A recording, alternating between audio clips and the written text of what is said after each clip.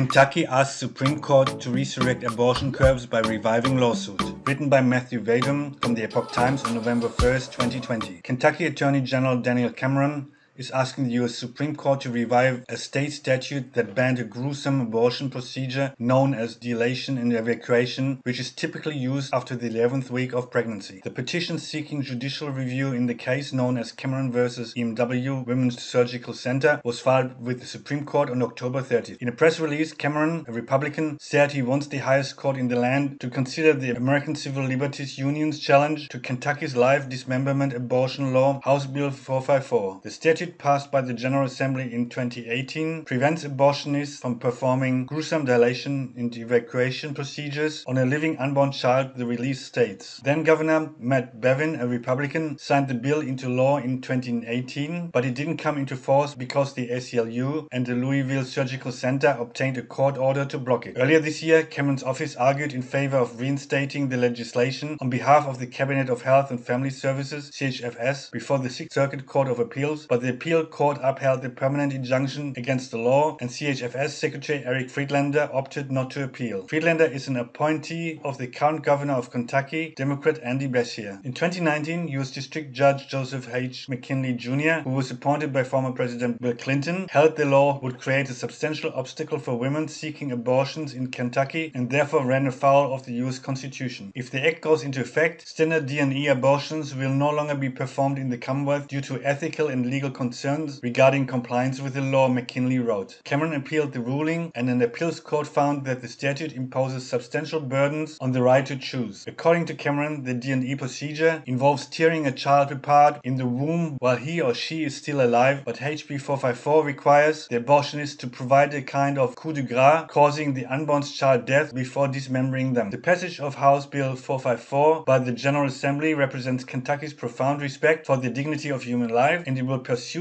every means available to make sure this important law is upheld, Cameron said. We fought to defend this law since our first day in office, and now I'm asking our nation's highest court to consider it. The Kentucky General Assembly passed this measure at the will of the people with the intent to bring an end to a brutal and heinous practice, said Speaker of the House David Osborne, a Republican. That was our intent in 2018 and remains our mission today. The very fact that we had to pass legislation to protect our unborn child from being dismembered while alive speaks volumes about how far some will go to denigrate the value of human life. Cameron argues as State Attorney General that he's entitled to pick up the defense of the law after Friedland abandoned it, but a divided Sixth Circuit refused to let Cameron defend the law in court, finding that he could have asked to intervene in the case previously. The case started as an ACLU challenge to a Kentucky statute regulating abortion, but it is now a dispute about the state's authority to ensure that its laws are fully defended through this court, Cameron argues in his new petition. In our dual sovereign system of government, the states have a substantial interest in enforcing their laws. In recognition of this fact, the states get to decide for themselves who defends their laws in court. Under Kentucky law, the state attorney general has not only the power but also the duty to defend Kentucky's laws against legal challenge. And when another state official declines to appeal an adverse ruling, Kentucky law empowers the attorney general to step in and continue defending state law on appeal. Heather Gadnerek, a staff attorney for the ACLU of Kentucky, said that Cameron's latest legal move is part of a shameless campaign to eliminate access to abortion care in the Commonwealth, according to WFPL. We will work to make sure this harmful, medically unjustified law remains blocked from enforcement. Abortion remains legal in Kentucky, and you can still seek abortion care in the Commonwealth. The ACLU of Kentucky will do everything in our power to make sure it stays that way. If you like my content, please subscribe, watch, like, comment and share, both on my main and my backup channel.